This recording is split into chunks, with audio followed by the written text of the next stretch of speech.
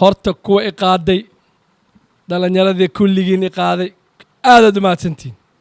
wajeer south wajeer north dad walaalihina degan dad fiicana degan dad wajeernimo ay ku fogtahay ayaa degan laakiin hoggaanka hadduu halaabo meesha dhan waa halaabi hoggaankii dadka hadda anaga meesha ugu badannahay hadda anaga siyaasadeena halaawdo meesha dhan waa halaabi marka laba arrinaan rabaa oo lii weydii su'aal waxaa lagu yidhi xoolo dhaqatada maxaad u qabani xoolo dhaqatada dhib weyna haysta dadka reer miyiga abaartii hadda aan soo dhaafnay roob yar ilaahayna sii abaartaas dhibkii la soo maray ma xasuustiin biyalaantii cooslaantii dadkii oo xoolihii la guuri ilaa Soomaaliya ilaa Marsabit ilaa Moyaale ilaa Ethiopia abaartan abaar walba wasaas marka bal maskaxdiina ka shaqaysiya abaar 2021 maxay oo la mid tahay 2012 because waxba lagama qaban dawladda dhalani waa dhamaani waxba lagama qabanayo abaarta ma inaan meel dhul abaare degannahay waa la ogyahay weynan arid region ayagiiba noo bixi asal arid and semi arid region in roobka nagu yar yahay waa la ogyahay waxa la iska indhatira maaha maxaa looga shaqayn waay cooska maxaa loo dhigi waay every few kilometers intii la sameeyay burns oo hay laga buuxiya maxaa taraakya iyo taraktooyin intii loo tracks intii la gado dawladda ay leedahay oo dadka coos loogu geyn waay waa la samayn karaa biyihii yaa la keeni karaa county aan biyo rasmi lahayn nal rasmi lahayn sewage rasmi lahayn isbitaal rasmi lahayn siduu county ku noqon karaa macquul miya macquul maaha marka aniga taladan wado waa waxa laga bedelo abaar kale nagu dhici doonto 2 sano kadib waa dhici doontaa waaba ognahay 3 sano waa dhici doontaa roobka oo nagu yaryahay meeshan deganna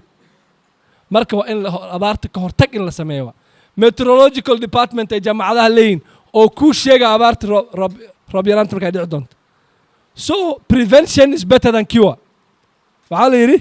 ka hortagga cudurka wuxuu ka fiican yahay daaweynta cudurka so abaarta aniga dan governor waa ka hortaga coosaa la sii diyaarina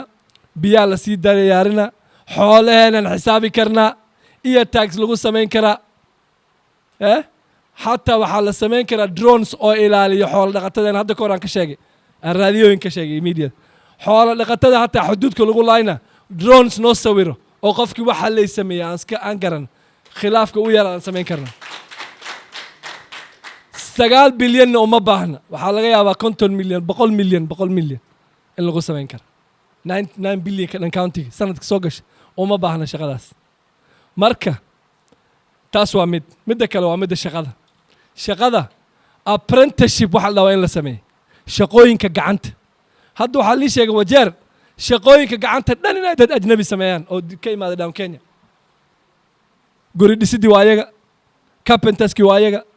electricians ki waa ayaga maxaa dhalinyaradan u diiday apprenticeship training in loo sameeyo oo certified noqdaan electricians plumbers so they can get jobs kii college ka soo dhameeyay jaamacad soo dhameeyna wajeer kali maxaa ku koobay governor muu ka shaqeeyay database intii la sameeyay sub county walba dhalinyarada jaamacad ka soo dhameysay intii database loo sameeyay Kenya da kala ma shaqo looga raadi hadday shaqo helaan Soomaalidkooda wax ma siinayin lacagtiida intee ku soo laabanayso wajeer kuma soo laabanayso haddii Nairobi ay kaaga shaqeysa dhalinyaro reer wajeer oo 20,000 lacagtaas intee ku soo laabanayso wajeer maaha horta economy saas loo dhisaa GDP per capita alda dadka waa human capital waxa adduunka dadka dadaal la yahay dalooyin qaar dad soo wadana oo dalka ka soo wadana Jarmanka 800,000 qof oo Syrian ay sharci siiyeen oo u siiyeen Syrianka qaxootiga markay soo qaxeen dhakhaatiir iyo engineers iyo PhDs ka buuxay waxa dhan ku aan qabsana hadda inta meeg la aadi lahayn waa maskax ay leeyimaadeen aniga kuwaniya wax bari laana kuwaniya shaqo raadin laan marka dhageysta haddana waa in sheegay tashada yaa lin tashanin waxaan inkugu imaaday waxaa waa meeshaan danaan inka leeyahay ininka dantiin danteeda meeshaan inay dhisanto shaxaad county laguma maamuli karo xildhibaan iyo MB iyo governor gaari lagu ceersana hotel lagu ceersanaana nolol ma noqon karto midda kale gabdhaheena waa in gaar ahaan gabdhaha dumarka loo fiiriyo dumarka waxay u baahan yihiin waxa la dhaha microcredit lending lacaga dayn ay dowladda siin karta oo ribo lahayn oo soo celiyaan waa in la siiyo ku shaqaystaan waxaa jirta lacag 100,000 qof noloshiisa ay bedeli karta dowladdan ay wax weyn ku ahayn haddii sida ayuuta ahaan loo sameeyo oo 1 milyan ba 10 intii la siiyo 100,000 la kala siiyo 6 bilood ama sanad soo celiya lagu dhaha markay kuwaan soo celiyaan kuwaan la siiyo markii dambe magaalada waa dhismi Garis way dhisantay Mandera way dhisantay meesha aan dhismin waa Wajeer waa halka magaalo oo suuq weyn oo Garis loo jahan ku yaalin county-ya kale gabdhoodii Dubai ay u duulayn oo dahab iyo alaab ka keeneen oo shaqaysanayn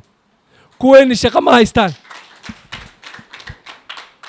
Garis waxay ka faa'iideysatay xariiq qaxooti dariska la ahay UN lacagtay siinaysay xarooyinkii dhaadhaab waa reer magaaloobeen business ay samaysteen laamigoodii Nairobi is gaarsiiyey annaga national grid nama soo gaarin nal permanent ma dhisanin sewage permanent ma dhisanin 10 sano devolution waan soo marnay 10 sano waxay ka haray inay dhamaato dalka waxaan idinku soo kooba dogodiyo dhalinyaradiisina aatiin abkay saransoor tashada ya linta shanin mujipange musipangiwe manisikia mujipange safari hii mukatae mpango zimetengezwa Nairobi zikaletwa Wajia hizo mpango itasaidia tu matajiri watu wakichaguliwa wanaenda kujificha Lavington na Karen huko hakuna mmoja wenu atawaona watakuwa na mabodyguard na maaskari mimi sasa nimetoka kucheza mechi ya soka na timu ya hakuna mtu atafanya hiyo kazi ama youthful vibrant energetic dogodhia young man who's educated who wants to change his county simple lakini msiambiwe ati waxaan wiilka waa wiilyar konton ka madax gelin raba nin konton madax gelin raba oo hogaan loo dhiibay goor loo dhiiba marka goormayna siinayn anagoo 8 jir wax noo ogolaanayn waxaan wax macquul maaha